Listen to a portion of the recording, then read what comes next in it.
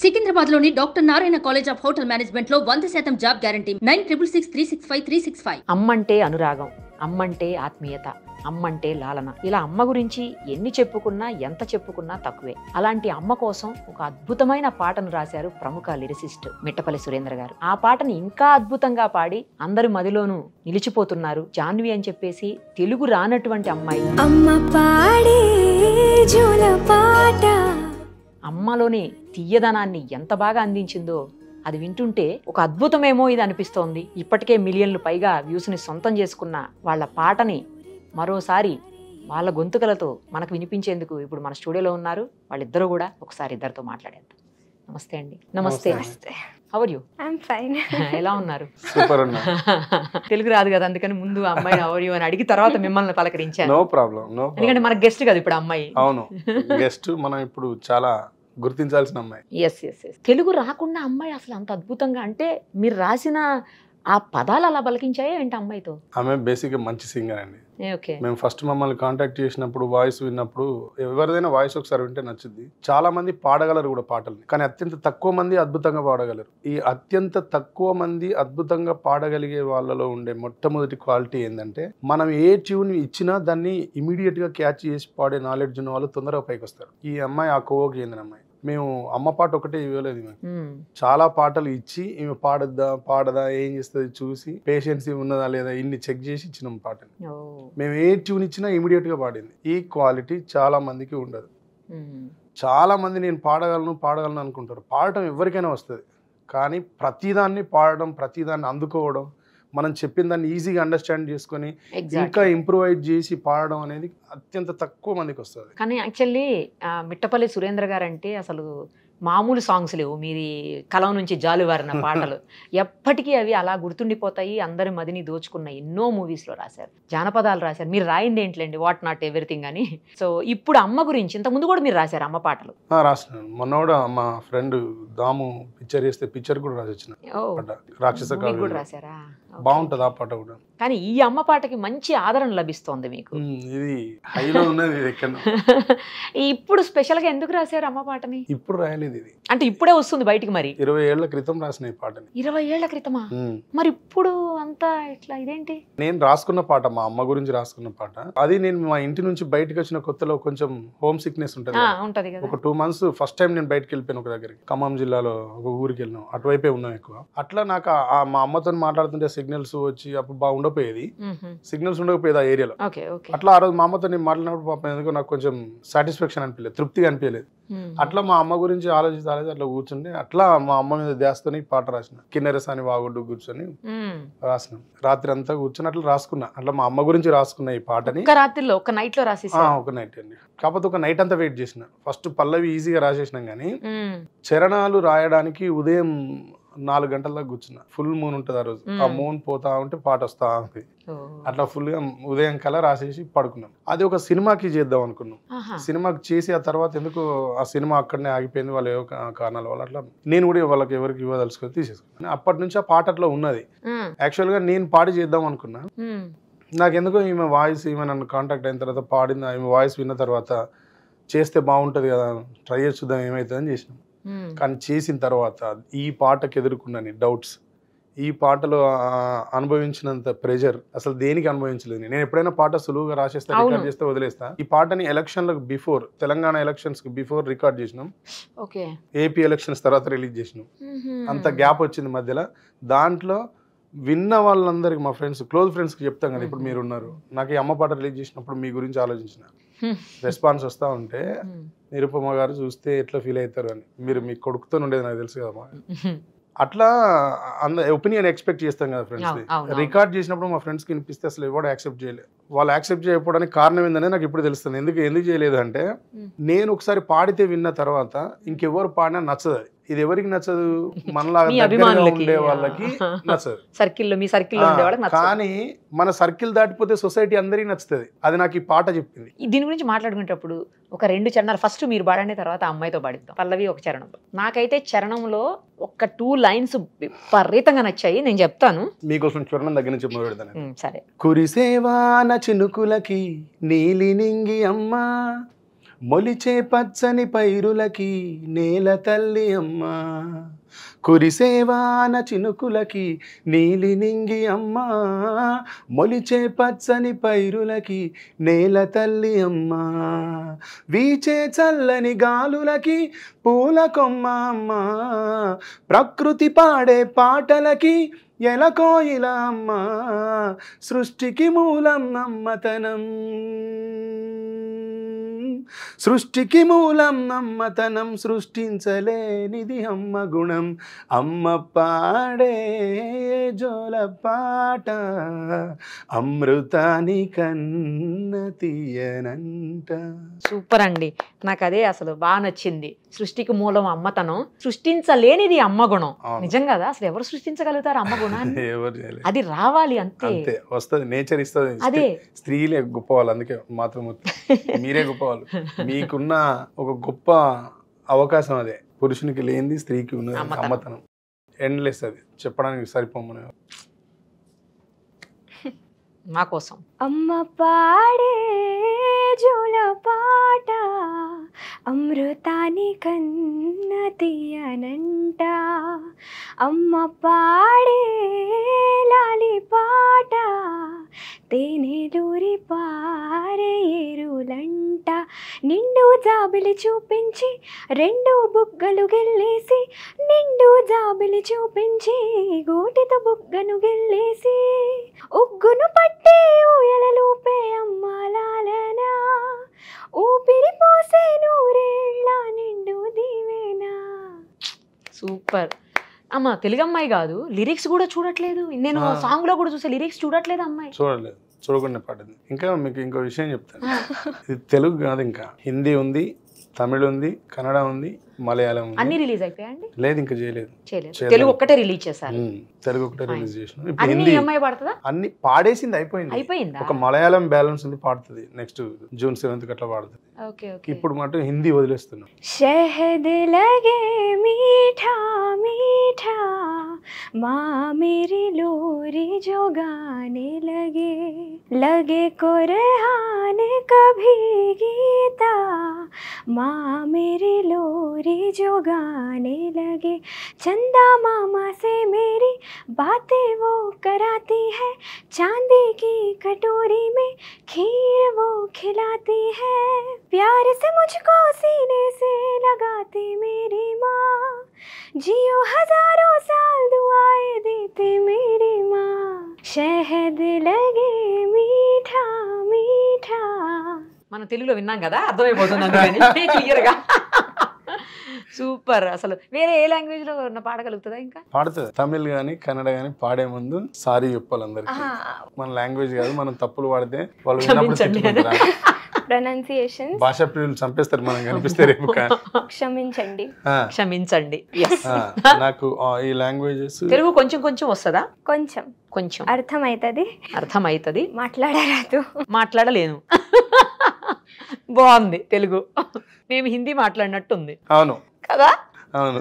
అమ్మ పాడుం താലാട്ട് അമൃതത്തെ വിടവും മിനിക്കിരതേ, അമ്മ പാടും മരിരാരോ തേൻ സിന്ധും നദിയായി പായ്കിരതേ, വെള്ളി നിലവിനെ കാട്ടെത്താൻ നഗത്താൽ കണത്തെ കിള്ളിത്താൻ, വെള്ളി നിലവിനെ കാട്ടെത്താൻ നഗത്താൽ കണത്തെ കിള്ളിത്താൻ, ഊട്ടി വെട്ടി ഉഞ്ചലാട്ടും നമ്മാറുതൽ ഉയരൈ കാക്കും നൂറാണ്ട് నల్వాల్తుకల్. సూపర్. మాకు అర్థం కాకపోయినా తెలుగు విన్నాం కాబట్టి అదేంటనేది అర్థమవుతుంది ఫస్ట్ తెలుగు వినేసరికి. ఇంకా ఏ లాంగ్వేజ్ లో పాడారు? కన్నడ.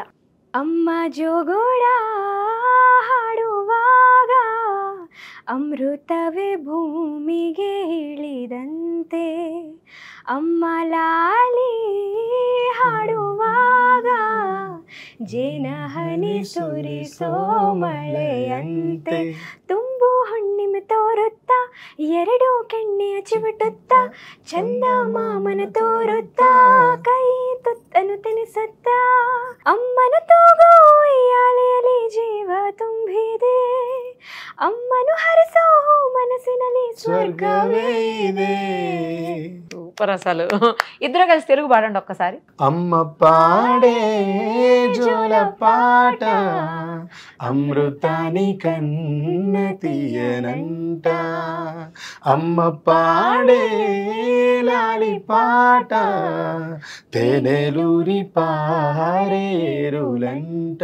నిండు జాబిలి చూపించి రెండు బుగ్గలు గిల్లేసి, నిండు జాబిలి చూపించి గోటితో బుగ్గను గిల్లేసి, ఉగ్గును పట్టి ఊయలలుపే అమ్మ లాలన, ఊపిరి పోసే నూరేళ్ల నిండు దీవెన, కురిసేవాన చినుకులకి నీలి నింగి అమ్మ, మొలిచే పచ్చని పైరులకి నేల తల్లి అమ్మ, వీచే చల్లని గాలులకి పూల కొమ్మ అమ్మ, ప్రకృతి పాడే పాటలకి ఎలకోయిల అమ్మ, సృష్టికి మూలం అమ్మతనం సృష్టించలేనిది అమ్మ గుణం, అమ్మ పాడే జోల పాట అమృతాని కన్న తీయనంట, నింగిని తాకే మేడలకి పునాది రాయి అమ్మ, అందం పొందిన ప్రతిశిలకి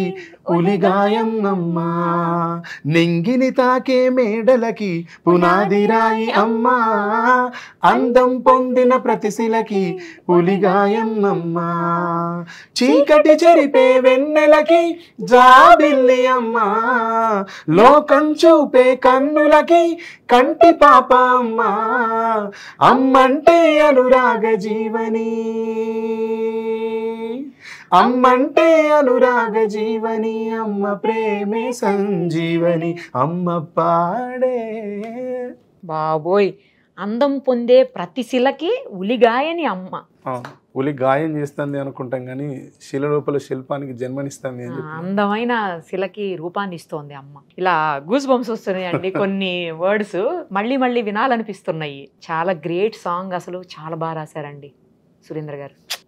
ప్రతి అమ్మకి ఈ పాట అంకితం, అవునా కదా? నిజంగా వాళ్ళు సొంతం చేసుకున్నారు కూడా. మేము సాంగ్ రిలీజ్ చేసినప్పుడు ఫ్లాప్ అయిపోద్ది అనుకుని ప్రిపేర్ అయ్యి రిలీజ్ చేసినాం. ఎందుకంటే ఫ్లాప్ అవుతుందా? నో, నేను యూట్యూబ్ ప్లాట్ఫామ్ మీద లేను కానీ ఇంతకాలం నేను యూట్యూబ్ మీద పాటలు చేయలేదు.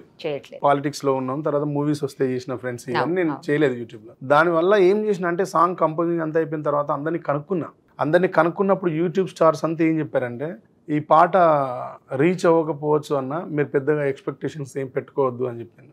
అయినా మీరు ఫుల్ టైం దీన్ని కేటాయిస్తాం అనుకుని అమ్మ పాటతో వస్తున్నారు ఎందుకన్నా అని కూడా అడిగినాను. అట్లా నాకు ఎక్కడ ఉంది అసలు సొసైటీ ఏడ ఉందో నాకు అర్థం కాలేదు. అప్పుడు నేను కన్ఫ్యూజ్ అయినాను. నిజంగా వినర్ ఏమో, కనెక్ట్ అవ్వరేమో పీపుల్, నిజంగానే నష్టపోతేమో అని అనిపించింది. కానీ ఈ సక్సెస్ అంతా ఒక దగ్గర నుంచి డ్రైవ్ అయింది మేడం, ఒక దగ్గర నుంచి స్టార్ట్ అయింది.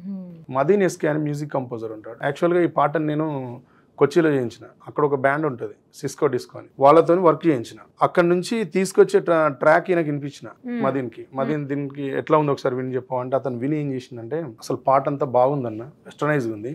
మనం యూట్యూబ్ అనుకుంటున్నాం కాబట్టి కొంచెం ఇండియన్ రిథమ్స్ తర్వాత ఇంకా కొంచెం గిటార్స్ వేయించి చేస్తే బాగుంటుందన్న, అట్లా చేయించండి బాగుంటుందన్న, హిట్ అయిద్దన్న పాట అని చెప్పాడు. ఇదేదో నువ్వే చెప్తాము రూట్ అంటే, అరుణ్ అని మ్యూజిక్ కంపోజర్ ఉంటాడు, అండ్ గిటార్స్ కూడా బాగా ప్లే చేస్తాడు. ఇప్పుడు ఇండస్ట్రీ అంతా ఆయనే చేస్తాడు, తెలుగు తమిళ్ అంతా అందరూ చేస్తూ ఉంటారు, రైమాన్ కూడా చేస్తారు. ఆయనకు చెప్తే ఆయన ఈ guitars Indian rhythms additional programming తోని పాటను నెక్స్ట్ లెవెల్కి లిఫ్ట్ చేసిండు. ఆయన అక్కడి నుంచి మళ్ళీ ఇదంతా ట్రాక్ అంతా కంపోజ్ అయిన తర్వాత, అన్న ఇవన్నీ మిక్స్ చేయాలంటే వినయ్ గారి దగ్గరికి వెళ్ళండి బాగా చేస్తారని చెప్పింది. మళ్ళీ ఇంకో చోటు వినయ్ గారి దగ్గరికి వెళ్తే ఆయన దాన్ని బాగా సౌండ్ డిజైన్ ఎక్సలెంట్ చేసి ఇచ్చిండు. ఈమె వాయిస్ ని ఇంకా సూపర్ గా ఇంప్రూవైజ్ చేసి ఇచ్చిండు. అక్కడి నుంచి దీన్ని తీసుకొచ్చి నేను విన్న పాట ఫైనల్ అవుట్పుట్ వచ్చినాక విని ఓకే బాగున్నది ట్రాక్, ఏం చేద్దాం దీన్ని వీడియో చేద్దామని నాకు ఫ్రెండ్ ఉంటాడు, V6 ఛానల్లో స్టార్ట్ అయిన ఇద్దరం.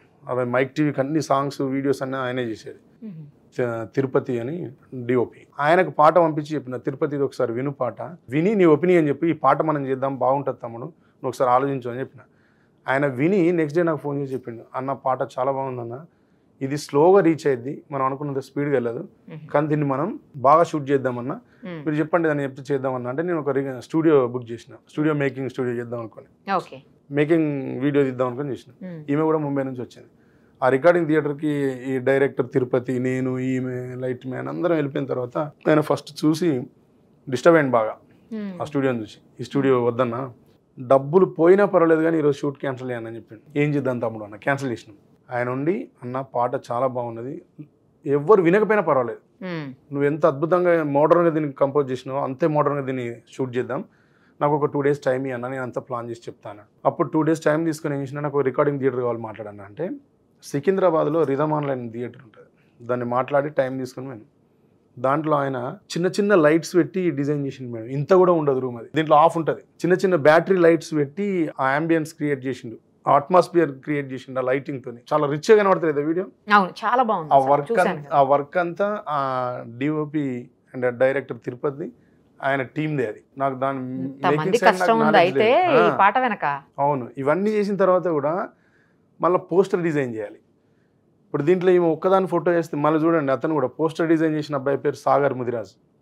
అతను కూడా చాలా మంచి ఫాలోవర్ నా లిటరేచర్కి. ఆయన ఏం చేసిండు, అన్నీ అయిపోయి నేను పోస్టర్ చేయమని పంపించిన తర్వాత ఈ అమ్మాయి ఫోటో ఎడిట్ చేసిండు. ఏదో డెఫిషియన్సీ ఉందన్న, అంత బాగుంది కానీ ఏదో లోపం అనిపిస్తుంది అన్న అంటే, ఏం చేద్దాం తమ్ముడు అన్న నేను చెప్తాను అన్నాడు. ఆయన చెప్తాను అన్నాడు, మర్చిపోయాడు. నేనే మళ్ళీ ఆయనకు ఫోన్ చేస్తే ఎక్కడో తమ్ముడు అంటే బల్కంపేట ఎల్లమ్మ గుడి దగ్గర అన్నారు, ఇక్కడ రూమ్లో ఉన్నాను. నేను మిట్టు అని ఇంకో తమ్ముడు ఇద్దరం కారు పట్టుకొని పోయి కూర్చొని ఆయన తీసుకొని వచ్చినాం.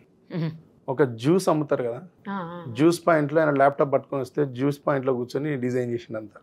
Thumbnail design, poster design, title design, మా ఇద్దరి ఫోటోలు వేసేటప్పుడు ఈమె ఫోటో పక్కన నా ఫోటో వేసి చూసిండు, అన్న నీ ఫోటో వేస్తే బాగుంది, జనాలకు కూడా తెలుస్తుంది మీరు ఎంకరేజ్ చేస్తారని. ఆ ఐడియా కూడా అబ్బాయిదే, సాగర్ ముదిరాజ్దే. మా ఇద్దరు ఫోటో వేసి డిజైన్ చేసి ఇచ్చిండు. ఆ ఫోటో ఫస్ట్ టైం సోషల్ మీడియాలో ఒక మంచి ఏమంటారు, అది ఒక మంచి లుక్ని క్రియేట్ చేసింది నా మీద. ఇట్లా ఒకరినక ఒకరు అందరు దానికి బాగా తోడైంది మేడం. మేము ఫస్ట్ ఫ్లాప్ అయిపోద్ది అనుకున్నాం, కానీ మాకు తెలియకుండానే ఇంతమంది దాన్ని డిజైన్ చేసి బతికించారు. ఒక్కొక్కరు ఒక్కొక్క హ్యాండ్ ఒక్కొక్క రకంగా చేసి బతికించారు. దాన్ని ఆబ్వియస్లీ అండి. కానీ దానికి అందరూ నిజంగా తల్లులందరికీ చేతులెత్తి నమస్కరిస్తాను. వాళ్ళందరూ ఆదరించడం వల్లే ఈ పాట హిట్ అయింది. వాళ్ళందరూ ఎవరికి వాళ్ళు ఓన్ చేసుకున్నారు. ఇప్పటికీ నేను 2 million+ దాటిపోయింది మేడం. నేను స్టేటస్ పెట్టలేదు ఇప్పటికీ, ఈమె కూడా పెట్టలేదు, మేము ఎవరం టీం ఎవ్వరం కూడా పెట్టలేదు. అంతా జెన్యూన్ హిట్ ఇది. సహజంగా ఎరువులు వేస్తారట, నాకు అది కూడా తెలియదు, ఎరువులు వేసి కూడా తెలియదు నాకు. ఆర్గానిక్ అండి ఇది, ఆర్గానిక్ వాళ్ళ అమ్మ కూడా ఇది. Super song, all the very best అండి. మీరు ఇందాకే చెప్పినట్టు అమ్మలందరికీ ఈ పాట అమ్మ పాట అంకితం. అవును, అమ్మలందరికీ అంకితం, ఈ అమ్మకు కూడా అంకితం. Thank you so much. Thank you. Suman టీవీలో మీ పర్సనల్ అండ్ బిజినెస్ ప్రమోషన్స్ కోసం కింది నెంబర్కి కాంటాక్ట్ చేయండి.